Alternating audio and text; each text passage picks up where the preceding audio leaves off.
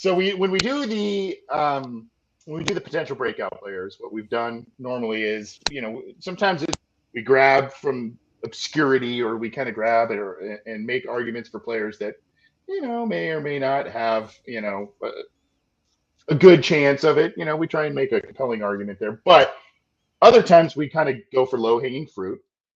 And it's usually by grabbing some of the summer headlines, the spring headlines for players. Oftentimes it has to do with, oh, they've gained good weight, or they look much better this year in non-padded practices and all that kind of stuff. Well, you know what, John? I'm going to go low-hanging fruit again, because there is a interior defensive lineman. They didn't, they had opportunities to grab some in the draft. They didn't. And so they've put a lot of stock in this kid in year two, it would seem. He played a little edge last year. He was like at 290. They were kind of tinkering around with different roles with him. He played inside, he played outside. In college, he did the same thing. I think in his final year at Florida, he had 9.5 sacks. So, I mean, he's got abilities to do a lot of different things. He's a versatile player. But here we go right now. This is from the Athletics, Paul Dehner Jr., and we've got this story on Cincy Jungle. But Paul Dehner Jr. of the Athletics said that he is now topping 300 pounds after playing in the 290s last year, put on about 20 to get to 310.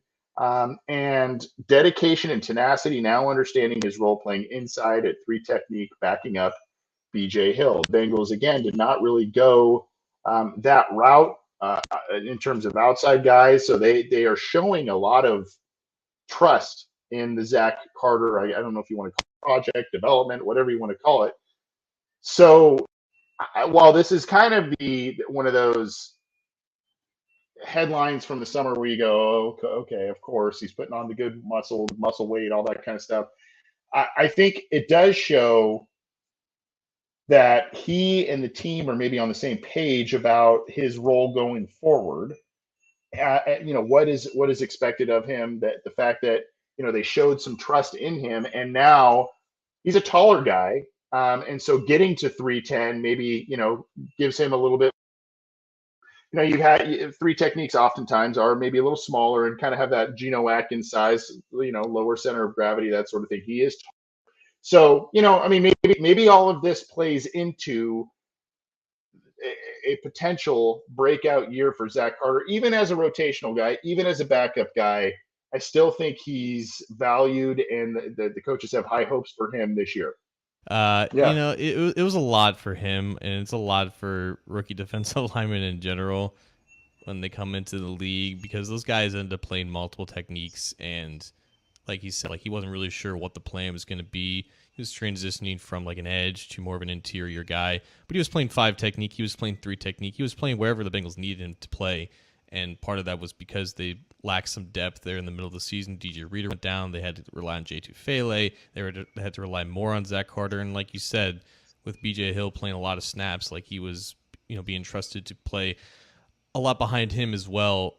I don't know if his role is going to be more defined this year, but the fact that they didn't add another 3 technique behind BJ Hill, it would seem like that's just going to be where he's going to be counted on the most.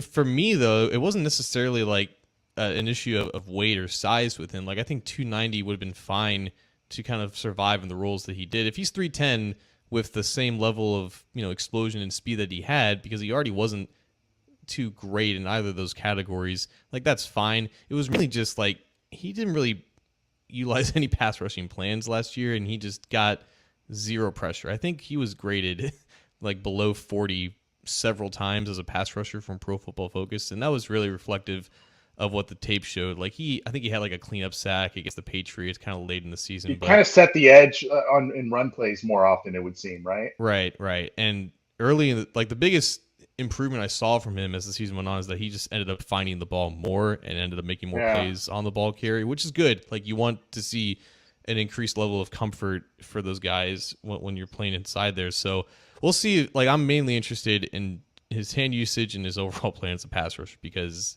it just needs to be better if he's to be as productive as like a guy like Larry Ogunjobi was, right? And he'll probably never be that level of explosive athlete, especially not at 310 pounds. Or maybe he's just primarily a run defender, and that's just going to be his role. And if that is who he is as a late third round pick, then that is what it is. But the Bengals still need some answer inside to give them some type of an explosive boost to go along with BJ Hill. If it's Zach Carter, that's great. If it's not, they'll just have to keep looking. But like that's the biggest thing that I'm looking for, because that's where he struggled the absolute most last year. Here's the other element to it, where I don't know if there was a heart-to-heart that happened either on exit interviews or, maybe post-draft or what have you. But I mean, that defensive end room got crowded this offseason with Basham, with Miles Murphy. I mean, you still got Cam Sample in the mix. You now have, Hendricks and Hubbard in the names. Osai probably getting a higher profile role next year as well.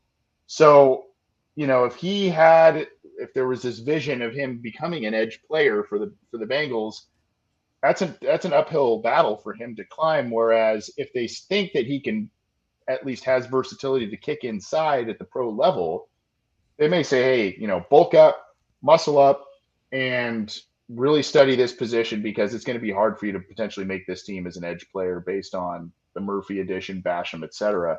Now, granted, I think they like him as a football player. Otherwise, they wouldn't have drafted him in the third round last year. But I mean, that may be part of this entire formula, is like, hey, that edge room is getting kind of crowded, and we need somebody right here to back up BJ Hill. And we don't have someone truly grabbing onto that role. You got Tupou that kicks inside there, like you mentioned Tufele as well. But they need someone that can get with the snaps they are given, pretty consistent quarterback pressures and penetration into the backfield. Yeah, I think he was always at most an emergency option at edge. Like, he had experience at Florida, but that was when he was down at like 280, and that's like the old school Bengals edge, like the Michael Johnsons and the Dunlaps. But he wasn't really built like those guys. He didn't really have the flexibility and the bend. I mean, even MJ wasn't exactly like that, but you kind of get my point. Like, Carter was always going to be transitioning to the inside, but it's not easy in Lou Anarumo's defense. You're playing a lot of techniques. You're playing a lot of two gapping. Sometimes you're one gapping. It's a lot of different stuff going on. And obviously, when you're a rookie and it's the busiest, most whirlwind year of your career, everyone always says the transition into year two is where you see that jump, because things start to slow down and your role becomes more defined. And that's the good thing with Carter, is that there is no one else really to compete with him for what his projected role is. So everything should be more clear and concise for him to kind of digest. And we'll see if this weight kind of helps. Maybe it'll transform him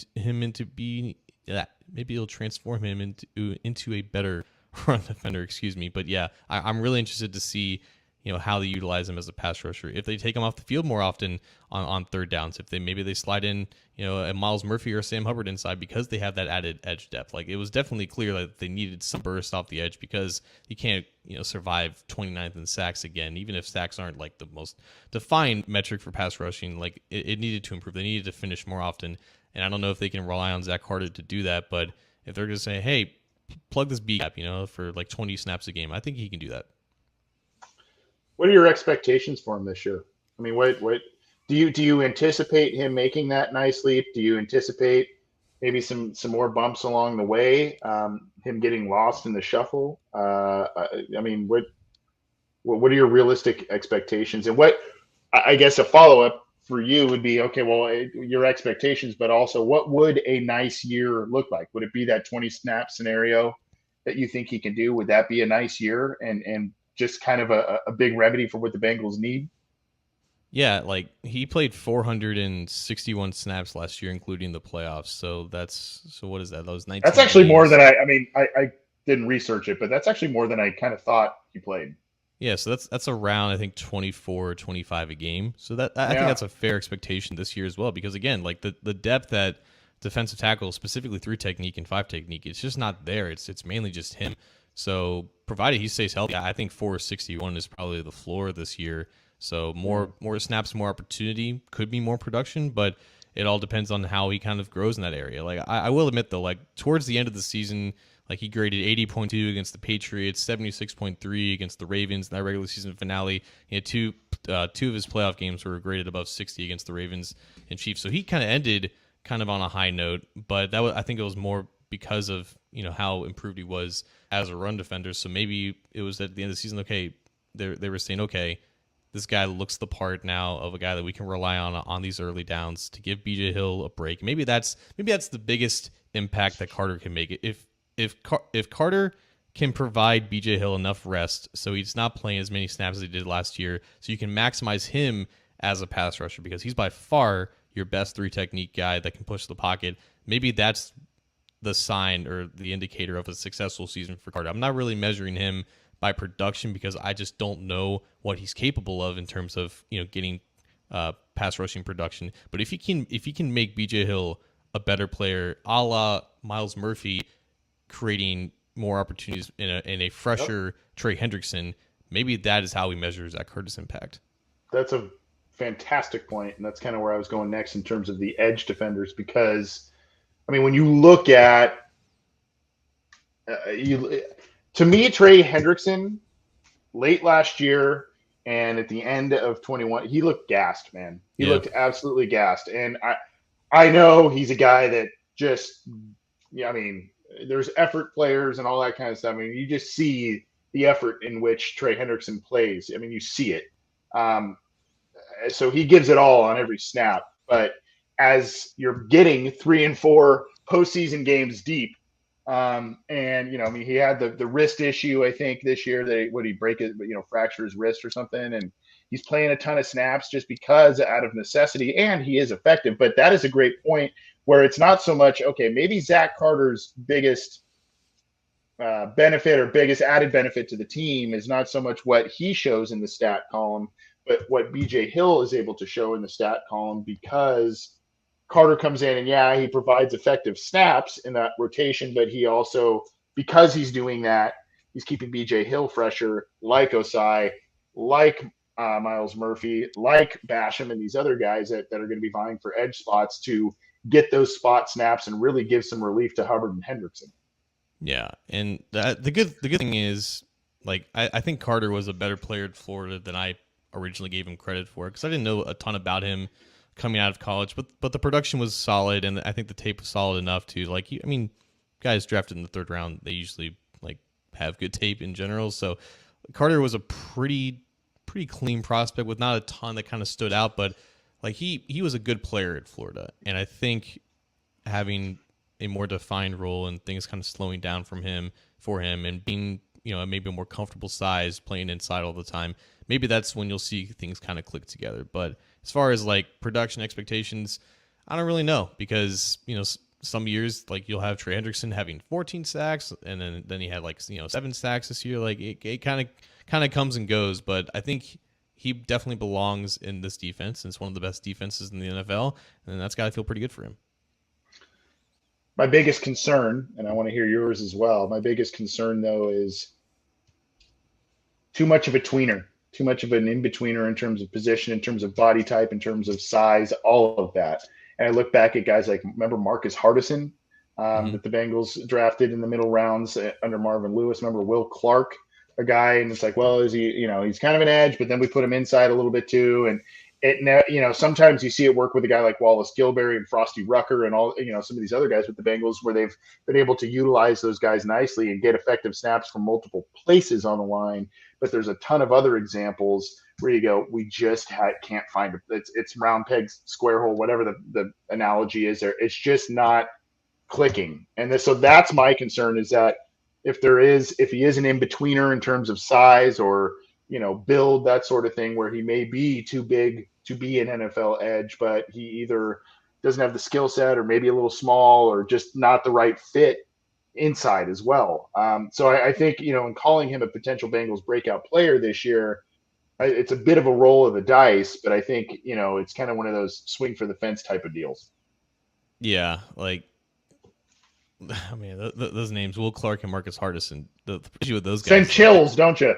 Yeah, doesn't like it? they couldn't do, unfortunately they couldn't do like a single thing at like a decent level. They were just very below average at a lot of things, which is why I think they tried to trot him out there for a lot of different things. I But think similar Carter, round where they were yeah, drafted, right? yeah. I mean, Hardison I think was a mid fourth, and Clark was a late third. You go to Rennell Wren. I mean, that was a four. I mean, they look for these types of guys in the middle rounds. I think Carter can be a decent run defending defensive tackle. And again, if that's all he is, then you just take it and just move on. But the biggest thing that he could do outside of expectation would be to become like an average pass rusher, because an average pass rusher is more than anything they have inside other than BJ Hill. Well, we'll see what happens with him. I think he's a guy that again, I think maybe there was a conversation there between the Bengals brain trust and Zach Carter either after the season ended last year or the beginning of this one or after the draft this one where they said, this is kind of the role and this is how you need to prepare for it. And if that is the case, he has answered the call and it sounds like he's doing what he needs to do to get ready for that position inside, which is good. But gaining the muscle, gaining the weight, and doing things the right way is one step in the process.